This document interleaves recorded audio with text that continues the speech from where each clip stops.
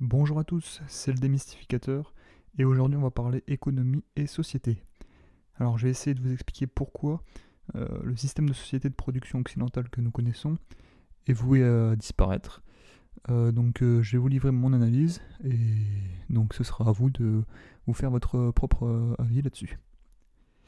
Alors déjà pour commencer, si l'on se replace à l'échelle temporelle civilisationnelle, de nombreuses formes de gouvernement, de modes de production, de société et de civilisation ont vu le jour. Le point commun, c'est qu'à chaque fois, il y a un effondrement, une mutation d'un mode de production à un autre, d'une civilisation à une autre. Le problème, c'est que c'est très dur de comprendre pourquoi de tels modèles s'écroulent quand on est en plein dedans. Voilà, imaginez les Romains, eux, ils n'auraient jamais pensé voir Rome sombrer. Il en est de même pour les habitants de Byzance. La monarchie, elle s'est fait balayer progressivement en Europe pour laisser place à la fausse démocratie que nous connaissons, et par exemple un système républicain en France. Et le gueux du Périgord au XIIe siècle n'y a et n'y aurait jamais cru. Donc aujourd'hui, en 2020, il est normal que la grosse majorité des gens ne peuvent concevoir un monde post-démocratie universaliste, mais pourtant, grâce à l'analyse que je vais effectuer dans quelques instants sur le cœur du système actuel, je vais tenter de vous convaincre que nous vivons certainement les dernières heures de notre modèle occidental. Alors, on va partir d'un principe très simple, c'est que le cœur du système, c'est l'argent. Donc ça va être un peu la base de tout mon raisonnement. Je pense qu'il est de notoriété publique de dire que l'argent, c'est la colle de la société. Et c'est par ce bout de papier que tout se fait. Vous voulez satisfaire vos besoins vitaux, vous utilisez de l'argent. Et peu importe ce que vous faites, il vous faudra à un moment donné utiliser de l'argent. Le mode de production utilise bien évidemment, que ce soit à l'échelle de la simple production, mais aussi à l'échelle de la vente, de l'argent. Je pense donc que nous sommes d'accord pour dire que sans argent, et surtout sans la confiance qu'ont les gens envers ce bout de papier, on sort tous dehors pour s'entretuer et pour survivre. Donc, comme l'argent est le cœur du système, si le cœur est défaillant, le système l'est également. Et si le cœur lâche, c'est comme pour un être humain, le système meurt.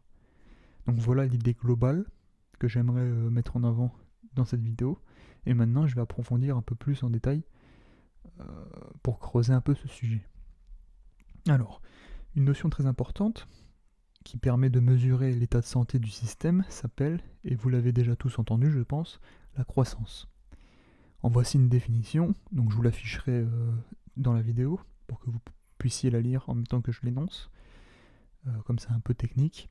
Donc la croissance économique désigne la variation positive de la production de biens et de services dans une économie sur une période donnée. Bon, jusque-là, rien de bien compliqué. L'indicateur le plus utilisé pour la mesurer est le produit intérieur brut, donc tout le monde a déjà entendu parler du PIB, et le taux de croissance, lui, est le taux de variation du PIB. La croissance est un processus fondamental des économies contemporaines, reposant sur le développement des facteurs de production. Donc moi je dirais même que c'est le processus le plus important pour juger de la bonne santé des économies contemporaines. Mais bon, on va pas chipoter sur les mots. Donc maintenant je vais essayer d'approfondir un peu cette notion. Et pour ce faire, je vais pas rentrer dans tous les détails parce que sinon ça serait un peu compliqué. Je vais essayer de vulgariser la chose. Donc je vais pas parler du processus de création monétaire, donc comment on fait l'argent en fait, comment est fabriqué l'argent, pour pas alourdir le sujet.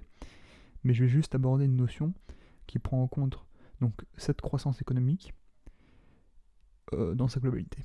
Alors, après la création monétaire, si vous voulez, il faut bien que l'argent circule. Donc on crée les billets. Et ensuite, il faut bien que ces billets circulent dans la société. Donc cette circulation, elle va se faire au travers des différents achats que les gens effectuent, mais également à travers les salaires qu'ils perçoivent. Donc au bout du compte, à travers, si vous voulez, le système de production. Vous touchez votre salaire, vous allez voir votre boulanger, lui acheter du pain, et avec cet argent, lui, il va s'autofinancer. Il va réussir à se verser un salaire en fin de mois, Et grâce à ce salaire, il va aller payer un resto à sa femme un dimanche soir. Et le restaurateur, lui, il va réussir à payer ses employés qui, eux, vont consommer à leur tour, etc. etc. Donc là, vous voyez un peu, rapidement, comment circule, en fait, la monnaie dans la société. Le problème, c'est que cette circulation dépend inévitablement de la santé, de la croissance du pays. Logique. Reprenons la définition rapidement. La croissance économique désigne la variation positive de la production de biens et de services dans une économie sur une période donnée. Donc, s'il y a une forte production de biens et à la clé une bonne consommation, cela veut dire que la monnaie circule bien dans le système et celui-ci se porte relativement bien. Mais si vous avez une croissance faible, c'est-à-dire un ralentissement de la production et surtout de la consommation, alors l'argent ne circule plus et certains n'en voient plus la couleur.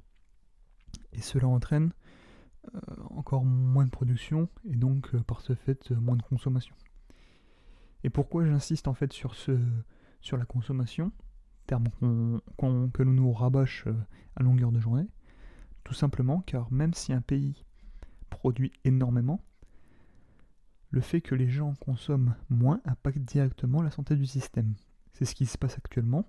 On a une surabondance de biens, de produits, mais on a une augmentation de la précarité des ménages qui se traduit donc par une baisse de la consommation et donc une diminution de la croissance. C'est un cercle vicieux. Malheureusement, ce n'est pas un phénomène éphémère et nous sortirons jamais de ce cercle. C'est pour ça que je parlais au début de vidéos de l'effondrement de notre système. Et je vais vous dire maintenant pourquoi le système que nous connaissons est depuis le début voué à exploser. On va donc se pencher un peu sur la marchandise. Je vais prendre un exemple concret, donc une entreprise qui fabrique des voitures. Cette entreprise, elle emploie un grand nombre de salariés. Elle a différents prestataires, différents fournisseurs, et passe de multiples commandes pour les différentes pièces dont elle a besoin. Tout cela a un coût. Et le but, c'est de brasser de l'argent. Il faut donc que le coût de production soit inférieur au prix de vente pour être rentable. Ça, c'est logique. Il y a donc deux notions importantes qui sont le coût de production et le prix de vente. Et la rentabilité, en fait, c'est la rentabilité entre ces deux facteurs s'appelle le taux de profit. Le prix de vente détermine le coût de production. Donc je répète, le prix de vente détermine le coût de production. Donc déjà, ça c'est une absurdité monstrueuse. Normalement, si on est logique, ça devrait être l'inverse. Exemple, si la voiture a coûté, admettons, 3 000 € à être produite, alors pour être rentable, il faut que je la vende, admettons, à 10 000 €. Bon, ça c'est une logique implacable. Vous voyez bien que voilà, elle a coûté 3 000, on la revend 10 000, donc on va se faire une marge de 7 000, et une fois qu'on aura payé tous les frais autres, on aura fait des bénéfices. Le problème, c'est que justement, tout marche dans le sens inverse. Le marché de l'automobile fixe les prix actuels en fonction des différents secteurs et du rapport de l'offre et de la demande. S'il y a plus d'offres que de demandes, donc s'il y a plus de voitures sur le marché à vendre que d'acheteurs, les prix tendent vers le bas, car il y a une forme d'abondance des produits, mais il n'y a personne pour les acheter. Et inversement, s'il y a plus de demandes que d'offres, les prix augmentent.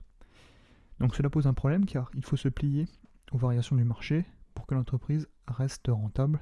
Et dans ce cas, il faut donc tirer sur tous les budgets. Donc on délocalise, ça a déjà été fait en France. On favorise la multitâche, j'ai envie de dire, des employés. On devient alors des employés polyvalents et on licencie. La mauvaise nouvelle, c'est que avec la mondialisation, les patrons des grandes entreprises françaises ont déjà donc réduit presque au maximum les coûts de production. La délocalisation dans les pays de l'Est, les fournisseurs étrangers, etc., etc.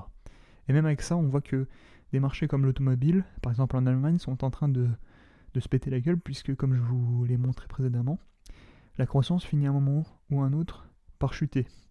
Et cela impacte donc tout le système. Et c'est un cercle vicieux. La Chine actuellement voit sa croissance ralentir, ce qui est vraiment très spectaculaire, surtout au vu du taux de croissance qu'ils avaient ces 10 dernières années.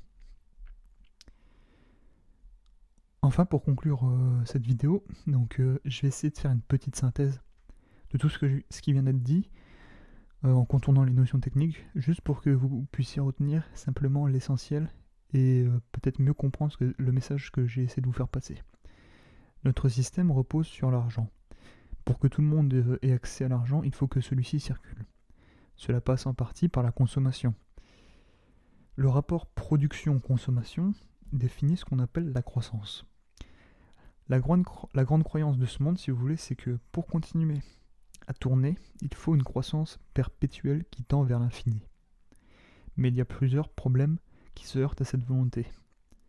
À l'heure actuelle, tout a été mis en place pour être le plus rentable possible.